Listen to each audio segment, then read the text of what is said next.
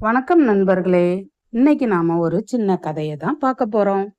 கதையோட தலைப்பு உழைப்பே உயர்வு. ஒரு ஊர்ல ஒரு முயலும் ஆமையும் இருந்துச்சாம். முயல் ரொம்ப வேகமா ஓடுமா, ஆனா ஆமை ரொம்ப மெதுவா நடக்குமா. ஒரு நாள் முயல் ஆமைய பார்த்து சிரிச்சுச்சான். நீ ரொம்ப மெதுவா இருக்க அப்படின்னு கேலி செஞ்சுதான்.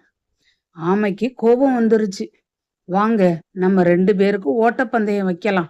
யாரு வேகமா வந்து ஜெயிக்கிறதுன்னு பார்க்கலாம்னு சொல்லுச்சான். கூட இருந்த விலங்குகள்லாம் சேர்ந்து ஓட்டப்பந்தயம் ஆரம்பிக்கிறதுக்கு ஏற்பாடு பண்ணாங்க.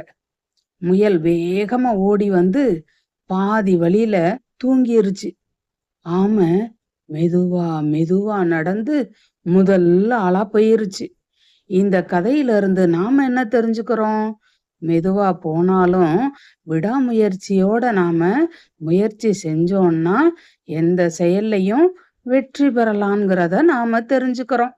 இந்த ஆமைய போல நாமளும் எந்த செயல் செஞ்சாலும் விடாமுயற்சியோட செஞ்சு நாம வெற்றி பெறுவோம்.